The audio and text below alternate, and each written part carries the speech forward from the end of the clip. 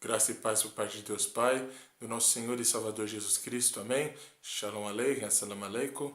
Pessoal, eu venho aqui trazendo mais um vídeo da África Cristã para abordar um assunto que é muito pertinente, que são as heresias que a gente acaba escutando, visitando alguns lugares. Eu estive visitando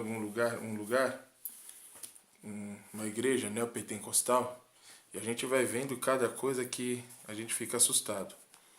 Como distorcem a palavra, como tentam fazer ali um centro, parecer um centro de candomblé, de umbanda, de religiões africanas, não desofendendo quem é dessas religiões, porque ali sim, o ritual é desse jeito, mas a igreja não tem nada a ver com isso. A Bíblia diz para tirar todo o barulho, que o espírito é sujeito ao profeta, para não ter nada que vá contra o Espírito Santo, que é calmo, que ele é tranquilo, que ele paira sobre as águas.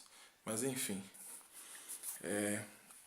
foi usado o texto de Números, capítulo 27, que fala sobre as filhas de Zelofiade. Zelofiade foi um homem que morreu e não deixou descendente masculino.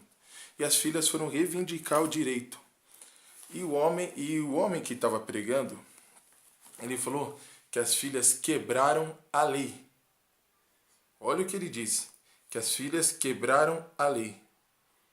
Primeira coisa, a lei de Deus ela é imutável.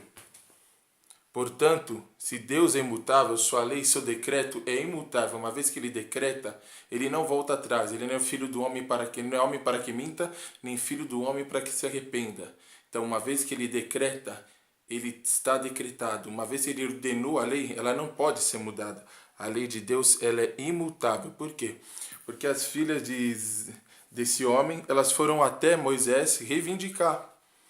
É uma razão justa. Por quê? Porque não ia ter uma descendência masculina se elas não tivessem algum tipo de relação, né? De relação com algum homem, se casassem com um homem.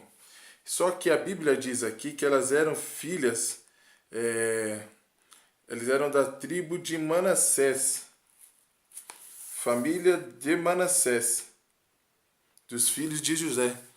Então, ficou por herança da seguinte forma, que elas poderiam se casar desde que, olha o que Moisés falou, as filhas de Zelofeade falam e relatam certamente, lhes dará possessão de herança entre os irmãos de seu pai, ou seja, a tribo de José.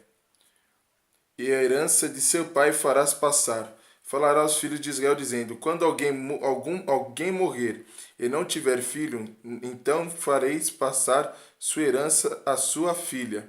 Ou seja, o que aconteceu? Quando dos filhos de Israel, dos filhos da descendência, da família, da parentela de Zelofiade, todo aquele que não tivesse filho e morresse, a herança ia passar para que elas não ficassem desafortunadas. Essa era a mensagem que deveria ter sido passada. Mas não, passou-se uma mensagem que Deus ia dar dinheiro, Deus ia dar um dinheiro maravilhoso para não sei quem, recebe porque Deus vai dar isso, Deus vai dar aquilo. A passagem não está falando nada disso. A passagem está falando sobre mulheres que estão iam ficar desassistidas, e elas estavam reivindicando um direito simples. Moisés, nós vamos ficar desassistida. Como vai ficar a nossa situação? Moisés consultou a Deus e Deus deu uma solução para que elas não ficassem desassistidas. Outro ponto que ele colocou, que é, primeiro ele fala do milagre, da lei. Ele fala que, olha, eu até deixei relatado tudo o que ele falou e fui colocando os pontos bíblicos. Primeiro ele fala que o homem, que é o pai delas, morreu sem pecado.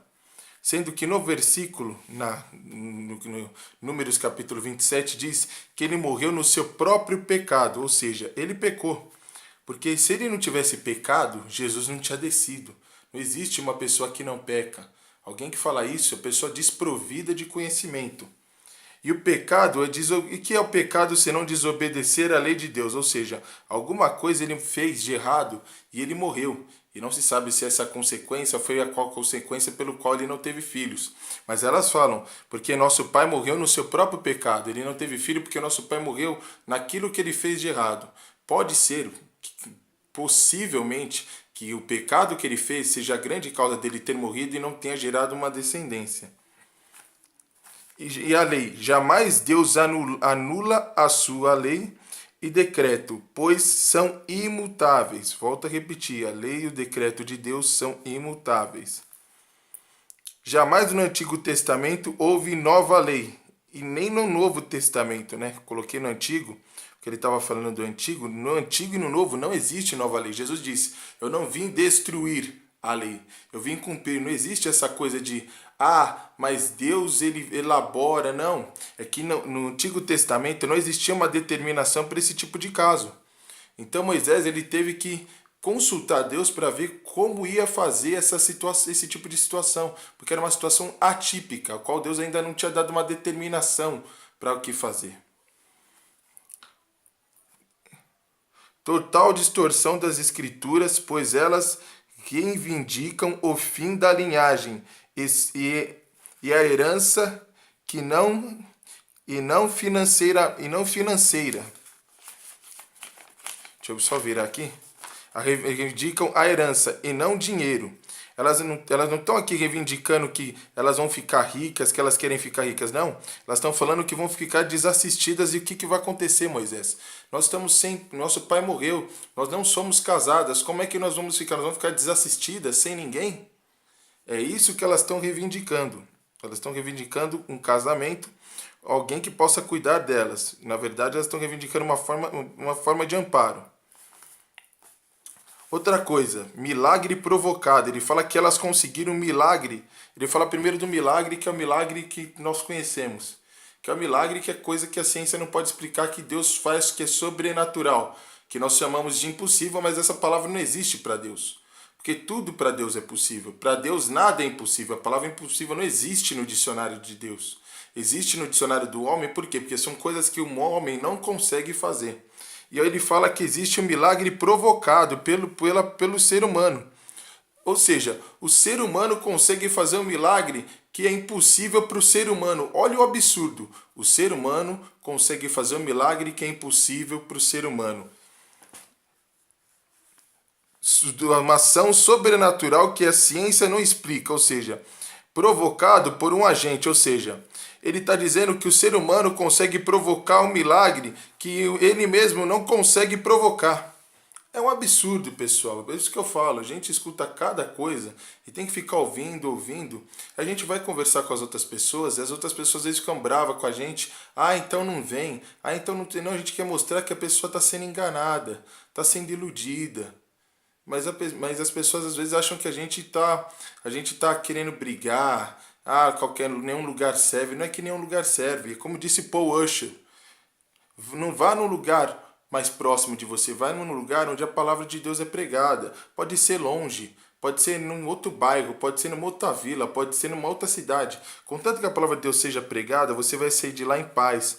Você vai ter um espírito onde você vai ter paz. Agora as pessoas nesse lugar, eu sempre vejo o espírito atribulado, o mar que não se aquieta. Por quê? Porque existe um mau ensinamento.